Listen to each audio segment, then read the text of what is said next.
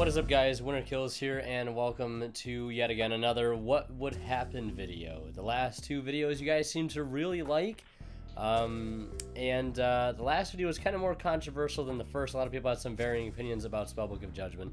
And before we get started into this this episode, I should say, on Yata-Garasu, I want to sort of follow up last video. I did some testing on my stream playing Spellbooks with Judgment in it, and versus my friend's full power Sky Striker deck.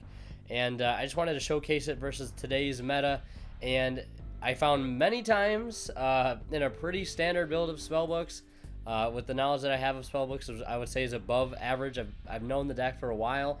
Granted, I've never had extensive play with Judgment.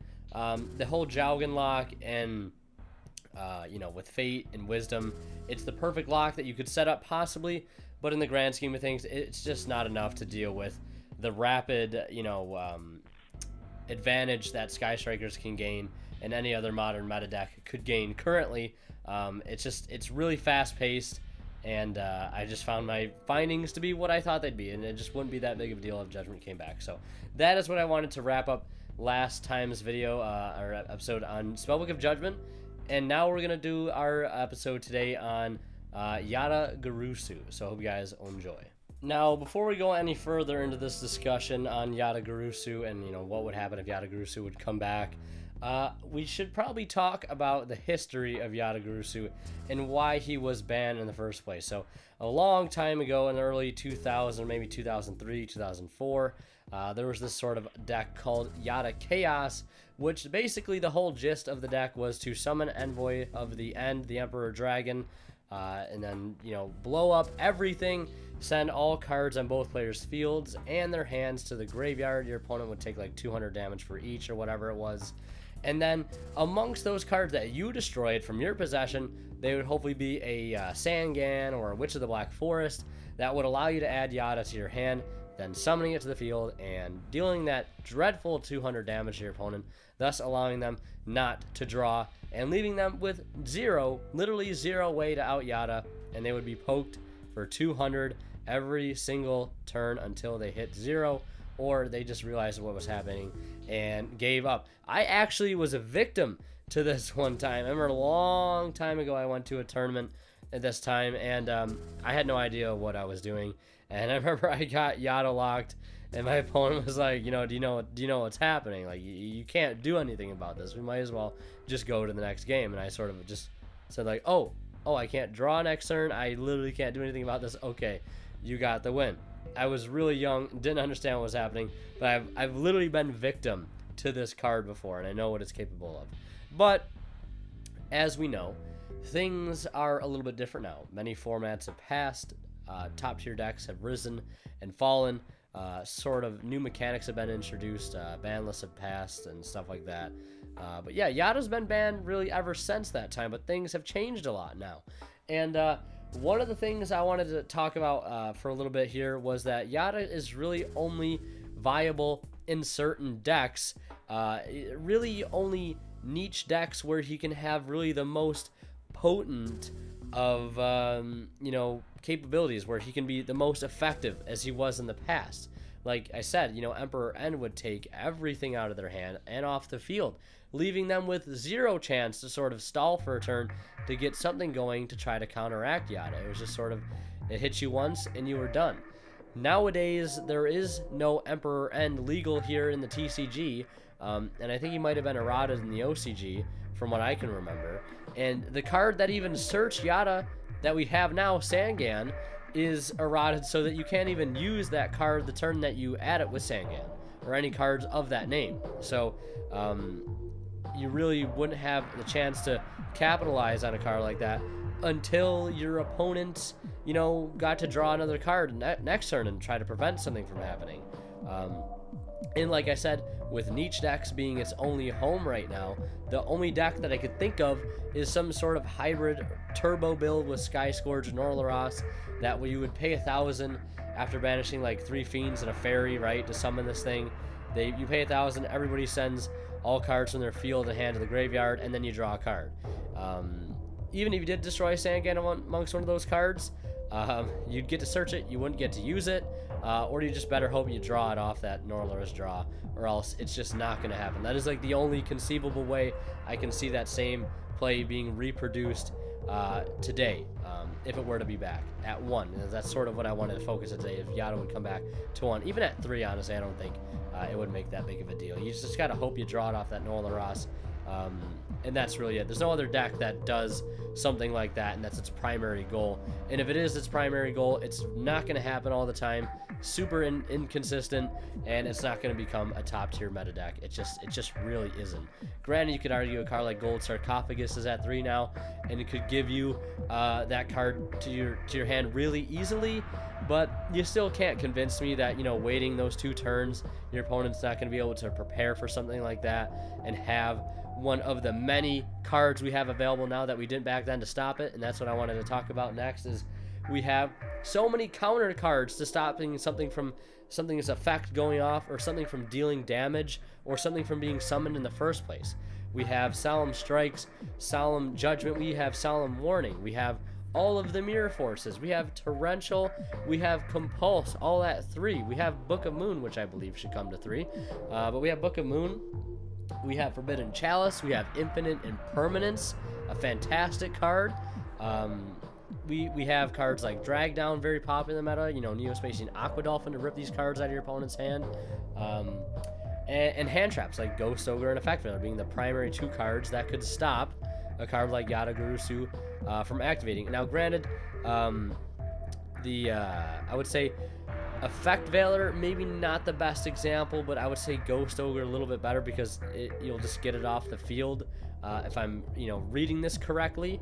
But even if not, we still have all those other cards that I listed before as a way to sort of counteract Yata's potency. And most decks right now don't even really fully rely on draw cards, and this is another thing I wanted to go ahead and talk about. Is and one example I can really give is a deck like Sky Strikers, right? A lot of times they do all their searching during their turn. They might not have a huge board presence monster wise, but spell and trap wise for sure. And if you don't have a way to clear everything, you know, Yata's really not going to get its full value off, like I've said many times before in this video. But like I said, they'll set all their stuff back, they'll have an engage to use, they'll have a way to get cards from their deck to the hand without drawing.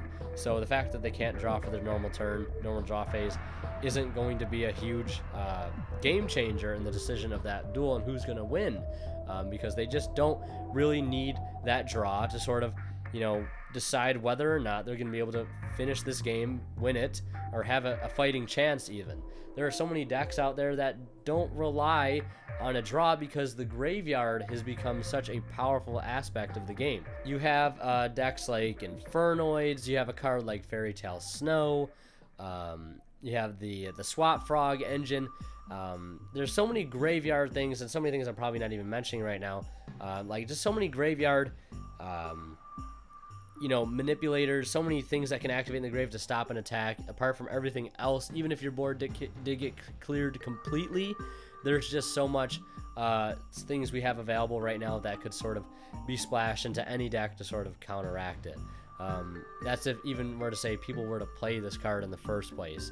Just try to win off a gimmicky, you know, very inconsistent play. I don't think it would take the player base away from their decks to go ahead and play something like this. Maybe they would do it for the nostalgia factor, but it's just not going to have nearly the same potency as it did in the past. And I've said this over and over again, but that's really why overall I think Yata-Garasu could come back after everything I've sort of stated here. I think Yata-Garasu truly could come back to 1, and I actually hope we do see him come back. He's just sort of a really powerful card that I mean, I should say was powerful.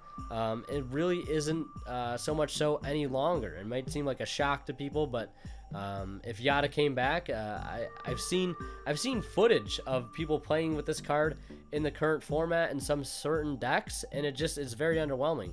I think Yu-Gi-Oh! Tube made a video recently which sort of helps prove my point, honestly, which is really convenient.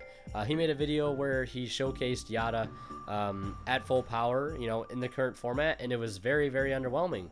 Reading some of the comments on that video was just like, you know, why is this card still banned? You'd be amazed to see for yourself. It's just really not the king of calamity as it once was. And if I remember, I'll link that video at the end of this one so you guys can check it out for yourself. But overall, I think it's powerful for sure. The effect to make it so your opponent skips their draw, very, very powerful. But there's so many counters for it nowadays. It's just too gimmicky by today's standards, I think. And it's only really the best in the top deck situation, which in of itself is very situational. Like, oh, my opponent has little to no cards, but I have Yata-Garasu. Just because it's sort of come to this point in the duel where this can happen.